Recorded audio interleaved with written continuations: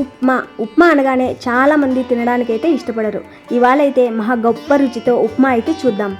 ఒక్కసారి ఈ పద్ధతిలో ఉప్మాని టమాటా పచ్చడితో వేడి వేడిగా తిన్నారంటేనా అబ్బా ఉప్మానా అనే వాళ్ళు కూడా ఆహా అంటారు, అంత బాగుంటుంది. సరే అయితే లేట్ చేయకుండా ఆ రెసిపీ చూద్దాం. దానికోసం ముందుగా రవ్వ అయితే తీసుకోవాలి. ఇవాళైతే బొంబాయి రవ్వ, అదే సూజీ రవ్వతో ఉప్మా చూద్దాం. ఇదైతే మన ఇంట్లో ఉన్న చిన్న టీ కప్పుతో 2 కప్పుల రవ్వ. ఇక్కడ రవ్వ అనేది ఎంత తీసుకున్నా కొలత ప్రకారం తీసుకోవాల్సి ఉంటుంది. ఆ తర్వాత స్టవ్ ఆన్ చేసి కడాయి పెట్టి ఈ రవ్వను వేయించుకోవాలి. ఈ రవ్వతో పాటుగా 1/2 టీ స్పూన్ దాకా జీలకర్ర కూడా వేసి లో టు మీడియం ఫ్లేమ్లలోకి మార్చుకుంటూ ఈ రవ్వ అనేది కొంచెం ఎర్రగా వేగేదాకా వేయించుకోవాలి. ఇక్కడ రవ్వ అనేది ఓపిక్గా ఎంత బాగా వేయించుకుంటే ఫైనల్గా ఉప్మా అనేది ఉండలు లేకుండా రుచిగా కూడా ఉంటుంది. ఈ విధంగా కలుపుకుంటూ ఎక్కడా కూడా మాడకుండా లైట్గా రంగు మారేంత వరకు వేయించుకుంటే సరిపోతుంది. రవ్వ అనేది బాగా వేగింది అనుకున్నాక ఒక ప్లేట్లోకి తీసుకోవాలి. ఆ తర్వాత అదే కడాయి పెట్టి హీట్ అయిన తర్వాత ఒక 2 స్పూన్స్ దాకా ఆయిల్ వేసుకోవాలి. వేసిన ఆయిల్ హీట్ అయిన తర్వాత ఆవాలు, జీలకర్ర, ఉద్దిపప్పు, శనగపప్పు, ఒక ఎండుమిర్చి వేసుకోవాలి.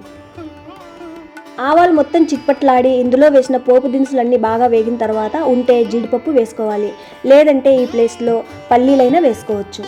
ఆ పల్లీలు కూడా ఇష్టం ఉంటే వేసుకోవచ్చు, లేదంటే స్కిప్ చేసేయచ్చు.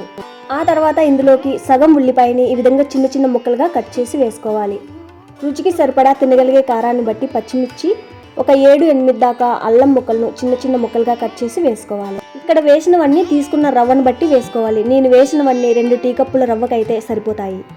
ఆ తర్వాత వీటిని మీడియం ఫ్లేమ్లో ఈ ఉల్లిపాయలు, పచ్చిమిర్చి వేగేదాకా ఒక 2-3 నిమిషాలు మీడియం ఫ్లేమ్లో వేయించుకోవాలి. ఇప్పుడు ఇందులోకి సగం టమోటాను ఈ విధంగా చిన్న చిన్న ముక్కలుగా కట్ చేసి వేసుకోవాలి. ఫైనల్గా ఫ్రెష్గా ఉన్న కరివేపాకు రెమ్మలు కూడా వేసి వీటిని మీడియం ఫ్లేమ్లో ఒక 2-3 నిమిషాలు వేయించాలి. ఇక్కడ వేసుకున్న ఉల్లిపాయలు, టమోటాలు కానీ ఉప్మాలో ఎక్కువ లేకుండా అక్కడక్కడ లైట్గా కనిపించేలా మాత్రమే వేసుకుంటే బాగుంటుంది. నేను తీసుకున్న కొంచెం రవ్వకైతే సగం ఉల్లిపాయ, సగం టమోటా అయితే సరిపోయింది. ఇక్కడ తీసుకున్న రవ్వను బట్టి ఇక్కడ వేసుకున్న ఉల్లిపాయలు, టమోటాలు కానీ ఎక్కువ తక్కువలు వేసుకోవాల్సి ఉంటుంది. ఆ తర్వాత ఇందులోకి ఏ కప్పుతో అయితే రవ్వ తీసుకున్నామో అదే కప్పుతో 2.5 కప్పు నీళ్లు వేసుకోవాలి. ఇక్కడ ఉప్మా అనేది కొంచెం మెత్తగా ఉండాలంటే 3 కప్పుల వరకు వేసుకోవచ్చు. లేదా ఉప్మా కొంచెం పొడి పొడిలాడాలంటే 1కి 2 చొప్పున అయినా వేసుకోవచ్చు. 1కి 2.5 కప్పు నీళ్లు వేసుకుంటే మరీ మెత్తగా ఉండదు, అలాగని పొడి పొడిలాడకుండా మీడియంగా ఉంటుంది, బాగుంటుంది కూడా. ఫైనల్గా ఉప్మా అనేది ఎలా కావాలో దాన్ని బట్టి ఇక్కడ నీళ్లు వేసుకోవాలి. ఆ తర్వాత రుచికి సరిపడా సాల్ట్ వేసుకోవాలి. ఇందులోనే 1 స్పూన్ దాకా నెయ్యి వేసుకోవాలి. నెయ్యి వేయడం వల్ల ఉప్మా టేస్ట్ అనేది చాలా బాగుంటుంది. ఆ తర్వాత హై ఫ్లేమ్లో ఉంచి ఈ నీళ్ళన్నిటిని బాగా మరిగేదాకా ఉడికించుకోవాలి. చూడండి, నీళ్ళు అనేవి ఈ విధంగా బాగా మరుగుతున్నప్పుడు ఇందులోకి ఇందాక వేయించి పెట్టుకున్న రవ్వ వేసుకోవాలి. రవ్వ అనేది కొంచెం కొంచెం వేసుకుంటూ ఈ విధంగా కలుపుకుంటూ ఎక్కడా కూడా ఉండలు లేకుండా బాగా కలుపుకోవాలి. ఈ విధంగా బాగా కలిపిన తర్వాత మూత పెట్టి లో ఫ్లేమ్లో ఒక 2 నిమిషాలు ఉడికించాలి.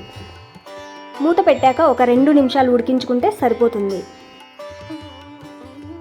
2 నిమిషాల తర్వాత చూస్తే చూడండి, ఈ విధంగా ఉడుకుతున్న ఈ ఉప్మాని ఒకసారి బాగా కలిపి మూత పెట్టి లో ఫ్లేమ్లో ఒక 5 నిమిషాలు ఉడికించాలి. మూత పెట్టాక మధ్య మధ్యలో కలుపుకుంటూ ఉడికించుకోవాలి. ఈలోపు ఇందులోకి టేస్టీగా ఉండే టమాటా చట్నీ అయితే సింపుల్గా చూసేద్దాం. దానికోసం కడాయి పెట్టి హీట్ అయిన తర్వాత ఒక 2 స్పూన్స్ దాకా ఆయిల్ వేసుకోవాలి. వేసిన ఆయిల్ హీట్ అయిన తర్వాత 1 స్పూన్ దాకా పల్లీలు వేసుకోవాలి. ఈ పల్లీలు అనేవి ఎక్కువ వేసుకోకూడదు, ఇవి దాదాపు ఒక 12-13 దాకా అయితే ఉంటాయి. 1 స్పూన్ దాకా శనగపప్పు వేసుకోవాలి. పచ్చిమిర్చి, ఇందులో టమోటాలు వేస్తాం కాబట్టి టమోటాలు ఎన్ని అయితే వేస్తామో దానికి తగ్గట్టు తినగలిగే కారాన్ని బట్టి ఇక్కడ పచ్చిమిర్చి తుంచి వేసుకోవాలి. 2 చిన్న అల్లం ముక్కలు, ఫైనల్గా 1/2 టీ స్పూన్ దాకా జీలకర్ర వేసుకోవాలి. ఆ తర్వాత వీటిని లో టు మీడియం ఫ్లేమ్లలోకి మార్చుకుంటూ ఈ పల్లీలు, శనగపప్పు, పచ్చిమిర్చి బాగా వేగేదాకా వేయించుకోవాలి. చూడండి, ఇవి రంగు మారి ఈ విధంగా బాగా వేగాయి అనుకున్నాక ఇందులోకి 2 మీడియం సైజు టమోటాలను చిన్న చిన్న ముక్కలుగా కట్ చేసి వేసుకోవాలి.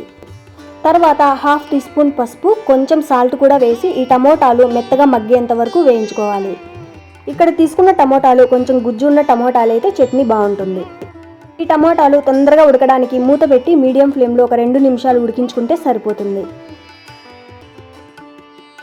చూడండి, టమోటాలు ఈ విధంగా లైట్గా మెత్తగా మగ్గితే సరిపోతుంది. మరీ డ్రైగా వేయించుకుంటే పచ్చడి గట్టిగా ఉంటుంది. ఆ తర్వాత ఇందులోకి కొత్తిమీర కూడా వేసి లో ఫ్లేమ్లో ఒక 2 నిమిషాలు వేయించాలి. ఇక్కడ కొత్తిమీర అనేది ఖచ్చితంగా వేసుకోవాలి.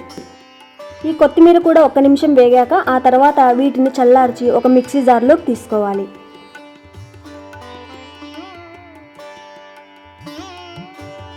ఇప్పుడు ఇందులోకి రుచికి సరిపడా సాల్ట్ కూడా వేసుకోవాలి. ఇందాక టమాటా మగ్గించినప్పుడు కూడా సాల్ట్ వేసాం కాబట్టి ఇక్కడ సాల్ట్ అనేది కొంచెం చూసుకొని వేసుకోవాలి.